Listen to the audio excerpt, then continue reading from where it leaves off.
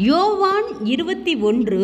இவைகளுக்கு பின்பு இயேசு திபேரியா கடற்கரையிலே மறுபடியும் சீசருக்கு தம்மை வெளிப்படுத்தின விவரமாவது, சீமோன் பேதுருவும் திதிமு என்னப்பட்ட தோமாவும் கலிலேயா நாட்டிலுள்ள கானா ஊரானாகிய நாத்தான்வேலும் செபெதேயுவின் குமாரரும் அவருடைய சீசரில் வேறு 2 பேரும் கூடியிருக்கும்போது, சீமோன் பேதுரு மற்றவர்களை நோக்கி, மீன் பிடிக்கப் போகிறேன் என்றான். அதற்கு அவர்கள், நாங்களும் உம்முடனே கூட வருகிறோம் என்றார்கள். அவர்கள் புறப்பட்டு போய் உடனே படவில் ஏறினார்கள். அந்த ராத்திரியிலே அவர்களுக்கு ஒன்றும் பிடிக்கவில்லை. விடியற்காலம் ஆனபோது இயேசு கரையிலே நின்றார். அவரை இயேசு என்று சீசர்கள் அறியாதிருந்தார்கள். இயேசு அவர்களை நோக்கி, பிள்ளைகளே, புசிக்கிறதற்கு ஏதாகிலும் உங்களிடத்தில் உண்டா என்றார். அதற்கு அவர்கள், ஒன்றுமில்லை என்றார்கள். அப்பொழுது அவர், நீங்கள் படவுகள் வலதுபுறமாக வலையை போடுங்கள், அப்பொழுது உங்களுக்கு அகப்படும் என்றார். அப்படியே அவர்கள் போட்டு திரளான மீன்கள் அகப்பட்டதினால் அதை இழுக்க மாட்டாதிருந்தார்கள். ஆதலால் இயேசுவுக்கு அன்பாயிருந்த சீசன் பேதுருவை பார்த்து, அவர் கர்த்தர் என்றான். அவர் கர்த்தர் என்று சீமோன் பேதுரு கேட்டவுடனே தான் வஸ்திரமில்லாதவனாய் இருந்தபடியினால் தன் மேல் சட்டையை கட்டிக்கொண்டு கடலிலே குதித்தான்.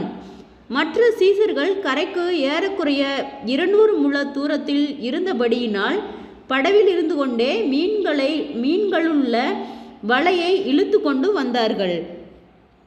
அவர்கள் கரையிலே வந்திறங்கின போது கரி நெருப்பு போட்டிருக்கிறதையும் அதன் மேல் மீன் வைத்திருக்கிறதையும் அப்பத்தையும் கண்டார்கள். இயேசு அவர்களை நோக்கி, நீங்கள் இப்பொழுது பிடித்த மீன்களில் சிலவற்றை கொண்டு வாருங்கள் என்றார்.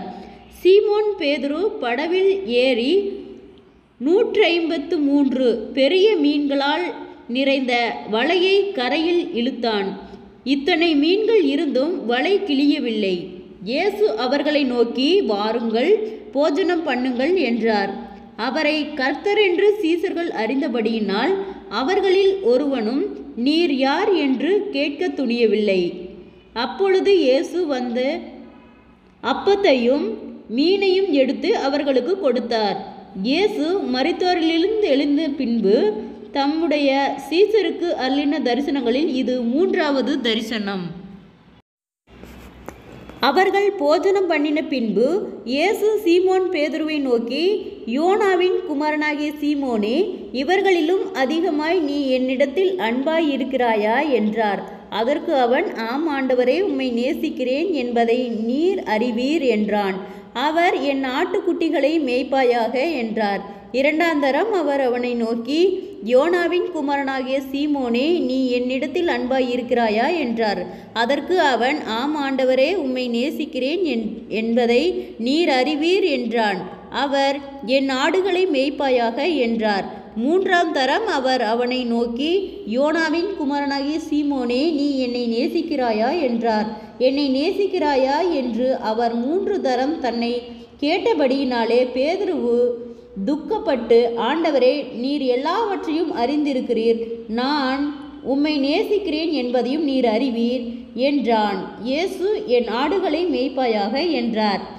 நீ இளவயதுள்ளவனாய் இருந்தபோது உன்னை நீயே அறையை கட்டிக்கொண்டு உனக்கு இஷ்டமான இடங்களிலே நடந்து திரிந்தாய். நீ முதிர் வயதுள்ளவனாகும்போது உன் கைகளை நீட்டினாய்.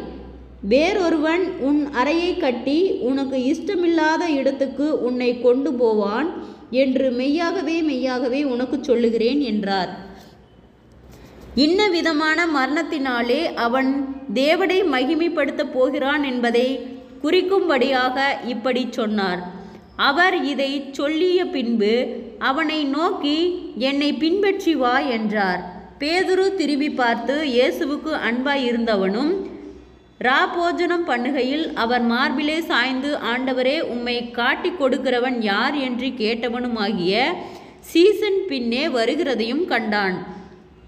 அவனை கண்டு பேதுரு இயேசுவை நோக்கி, ஆண்டவரே, இவன் காரியம் என்ன என்றான். அதற்கு இயேசு, நான் வருமளவும் இவன் இருக்க எனக்கு சித்தமானால் உனக்கென்ன, நீ என்னை பின்பற்றி வா என்றார். ஆகையால் அந்த சீசன் மரிப்பதில்லை என்கிற பேச்சு சகோதரருக்குள்ளே பரப்பிற்று.